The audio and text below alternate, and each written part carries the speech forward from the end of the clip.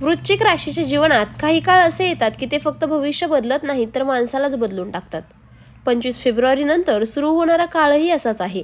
हा काळ वरवर पाहता सामान्य वाटेल, पण आतून तो तुमचं आयुष्य पूर्णपणे वेगळ्या दिशेने नेणारा आहे. तुम्ही खूप काही सहन केलं आहे. लोकांचा गैरसमज, भावनिक फसवणूक, मेहनत असूनही न मिळालेलं फळ. अनेकदा तुम्ही स्वतःलाच प्रश्न विचारला असेल की माझ्याच बाबतीत असं का होतं. पण लक्षात ठेवा, वृश्चिकीच्या वाटेला जे कष्ट येतात ते साध्या लोकांसाठी नसतात. देव ज्या आत्म्याला मोठं देणार असतो त्यालाच आधी खोल समज देतो. हा लेख साधा भविष्यकथा नाही, हा एक इशारा आहे. कारण 25 फेब्रुवारी नंतर तुमचं भाग्योदय उघडण्याच्या आधी एक अत्यंत महत्त्वाची गोष्ट तुमच्यासमोर येणार आहे. तुमच्या आयुष्यातील एका व्यक्तीचं खरं रूप. ही व्यक्ती शत्रू म्हणून येणार नाही, तर ती तुमच्या जवळ असेल, तुमच्या बोलण्यात सहभागी असेल, तुमच्या अडचणी ऐकत असेल. पण याच व्यक्तीमुळे तुमचा सुवर्ण काळ थांबू शकतो. जर तुम्ही वेळेत सावध झाला नाहीत तर माझे शब्द हलक्यात घेऊ नका, कारण जे दुर्लक्ष वाटतं तेच उद्या मोठं वळण ठरू शकतं. हा काळ देव तुमचं भविष्य हातात देण्याआधी घेतलेली शेवटची परीक्षा आहे. तुम्ही या परीक्षेत उत्तीर्ण झाला तर आयुष्य कधीच पूर्वीसारखं राहणार नाही. नंबर 1 आहे, 25 फेब्रुवारी नंतर वृश्चिक राशीच्या जीवनात अचानक बदल का सुरू होतील. 25 फेब्रुवारी नंतर वृश्चिक राशीच्या जीवनात जे बदल सुरू होतील ते वरवर छोटे वाटतील, पण आतून ते तुमच्या नशिबाची दिशा बदलणारे असतील. अनेक महिन्यांपासून ज्या गोष्टी अडकून पडल्या होत्या, नोकरीत अडथळे, आर्थिक थांबा, मानसिक गोंधळ, ते अचानक हलायला लागतील. तुम्हाला असं वाटेल की काहीतरी बदलत आहे, पण नेमकं काय ते कळणार नाही. हेच सर्वात मोठं संकेत आहेत, कारण या काळात गुरु आणि शनीचा प्रभाव तुमच्या कर्मावर पडत आहे. जे तुम्ही मनापासून केलं आहे त्याचं फळ मिळण्याची वेळ जवळ आली आहे. पण लक्षात ठेवा, जसं पाणी खोल असेल तसं त्यात हालचाल दिसत नाही. तसंच तुमच्या आयुष्यातील बदलही आतून सुरू होतील. बाहेर सगळं शांत दिसेल, पण आतून नियती तुमच्यासाठी नवीन रस्ता तयार करत असेल. नंबर 2 आहे, ती व्यक्ती ओळखणं कठीण का आहे आणि धोका नेमका कुठे आहे. ही व्यक्ती कधीच उघडपणे तुमचं नुकसान करणार नाही. ती तुमच्या अगदी जवळची असेल, तुमचं दुःख ऐकून घेणारी, तुमच्यासाठी चिंता दाखवणारी, पण त्याच वेळी तुमच्या निर्णयांवर प्रश्नचिन्ह लावणारी. ती व्यक्ती थेट विरोध करणार नाही, पण तू खूप चांगला आहेस म्हणून तुला लोक फसवतील, तुझ्यासाठी हा मार्ग कठीण आहे असे शब्द वापरून तुमच्या मनात भीती निर्माण करेल. ही भीतीच तुमच्यासाठी सगळ्यात मोठा अडथळा ठरेल. ही व्यक्ती तुमच्या यशापेक्षा तुमच्या अपयशात जास्त आरामात असेल, कारण तुमचं पुढे जाणं तिच्या असुरक्षिततेला धक्का देणार आहे. म्हणूनच ती हसत हसत तुमचा आत्मविश्वास कमी करण्याचं काम करेल.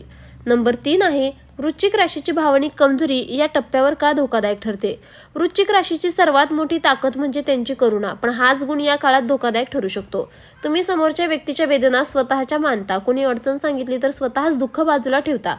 25 फेब्रुवारी नंतर काही लोक मुद्दाम तुमच्यासमोर स्वतःला बिचारे, त्रासलेले दाखवतील, जेणेकरून तुमचं लक्ष तुमच्या मार्गावरून हटेल आणि तुम्ही त्यांच्या समस्यांमध्ये अडकून पडाल आणि स्वतःच्या सुवर्ण संधीकडे दुर्लक्ष कराल. हे लक्षात घ्या, या काळात प्रत्येकाला वाचवण्याची जबाबदारी तुमची नाही. काही लोक तुमच्या दयाळूपणाचा वापर करून तुमचं भविष्य थांबवू पाहतील. नंबर 4 आहे, सुवर्णकाळ सुरू होण्याआधी मिळणारा मानसिक धक्का का आवश्यक आहे. हा धक्का देवाकडून मिळणारी शिक्षा नाही तर संरक्षण आहे, कारण चुकीच्या लोकांसोबत योग्य वेळ येऊ दिली जात नाही. एखाद्या व्यक्तीचं खरं रूप या काळात तुमच्यासमोर येईल. ही घटना तुमच्यासाठी खूप वेदनादायक असेल. विश्वास तुटेल, मन दुखेल, कदाचित तुम्ही काही काळ शांतही व्हाल, पण याच क्षणी तुमचं मन प्रगल्भ होईल. तुम्ही शिकाल की प्रत्येक गोड बोलणारा आपला नसतो. हा मानसिक धक्का तुमच्या आयुष्यातील शेवटचा मोठा धडा असेल. यानंतर तुमचं नशीब उघडेल, कारण तुम्ही आता चुकीच्या लोकांना ओळखायला शिकलेले असाल. नंबर 5 आहे, 3 हात लांब राहा याचा खरा आणि खोल अर्थ. 3 हात लांब राहा म्हणजे नातं तोडणं नव्हे तर स्वतःचं संरक्षण करणं. या काळात वृश्चिक राशीने कोणाशीही थेट वाद घालू नये, पण अंतर्गत नक्की अंतर ठेवावे. या व्यक्तीला तुमच्या पुढील योजना, आर्थिक हालचाली, नवीन संधी यांची माहिती देऊ नका, कारण ही व्यक्ती थेट नुकसान करणार नाही, पण चुकीचा सल्ला देऊन तुमचं नुकसान घडवून आणेल. मौन हेच या काळात तुमचं सर्वात मोठं शस्त्र आहे. तुम्ही जितके शांत राहाल तितकी नियती तुमच्या बाजूने काम करेल. नंबर 6 आहे, भाग्योदय उघडण्याआधी मिळणारे गूढ संकेत. सुवर्णकाळ अचानक येत नाही, तो आधी संकेत देतो. या काळात तुम्हाला वारंवार काही गोष्टी जाणवतील. एकटं राहण्याची गरज वाटेल. जुने लोक, जुन्या आठवणी आपोआप दूर जातील. तुमच्या मनात आता माझ्यासाठी काहीतरी वेगळं आहे ही भावना वाढेल. हे संकेत दुर्लक्षित करू नका. हेच देवाचे इशारे आहेत की तुमचं आयुष्य मोठ्या टप्प्यावर जाणार आहे. नंबर 8 आहे, या काळात चुकीची प्रतिक्रिया दिल्यास काय धोका निर्माण होऊ शकतो. जर तुम्ही भावनेच्या भरात सगळ्यांना सगळं सांगितलं तर हा सुवर्णकाळ लांबू शकतो. जर तुम्ही समोरच्याला खुश ठेवण्यासाठी स्वतःचा मार्ग बदलला तर संधी निसटू शकते. आणि जर तुम्ही जुन्याच लोकांवर अंधविश्वास ठेवला तर मानसिक त्रास वाढू शकतो. देव संधी देतो, पण ती जपण्याची जबाबदारी तुमची असते. हा काळ योग्य निर्णयाचा आहे, भावनिक कमकुवतपणाचा नाही. नंबर 8 आहे, योग्य वागणुकीमुळे सुवर्णकाळ कायमचा कसा होईल. या काळात जर तुम्ही संयम ठेवला तर नशीब तुमचं कायमचं बदलू शकतं. स्वतःच्या अंतःकरणाचा आवाज ऐका, लोकांच्या गोंधळात अडकू नका. जे लोक तुम्हाला सतत कमी लेखतात त्यांच्यापासून मनाने दूर व्हा. आध्यात्मिक बाजू थोडी वाढवा, मन शांत राहील आणि निर्णय अचूक होतील. हे लक्षात ठेवा, हा काळ फक्त यश देणारा नाही तर तुम्हाला योग्य माणूस बनवणारा आहे. वृश्चिक राशीच्या मित्रांनो, 25 फेब्रुवारी नंतर सुरू होणारा काळ तुमच्यासाठी सामान्य नाही. हा काळ आहे निवडीचा, लोकांची निवड, विचारांची निवड आणि स्वतःची निवड. सुवर्ण काळ नक्की येणार आहे हे लक्षात ठेवा, पण तो प्रत्येकासाठी नसतो. तो फक्त त्यांच्यासाठीच असतो जे योग्य वेळी योग्य लोकांपासून दूर राहण्याचं ध्येय दाखवतात.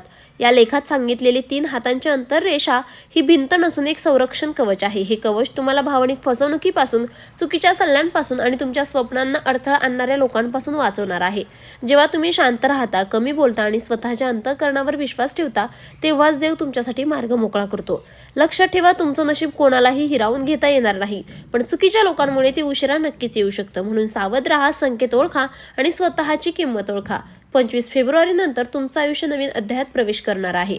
तुम्ही जर आज योग्य पाऊल उचललं तर हा अध्याय फक्त यशाचा नसेल तर अंतर्मनाला शांतता देणारा, आत्म्याला समाधान देणारा आणि आयुष्यभर आठवणीत राहणारा ठरेल.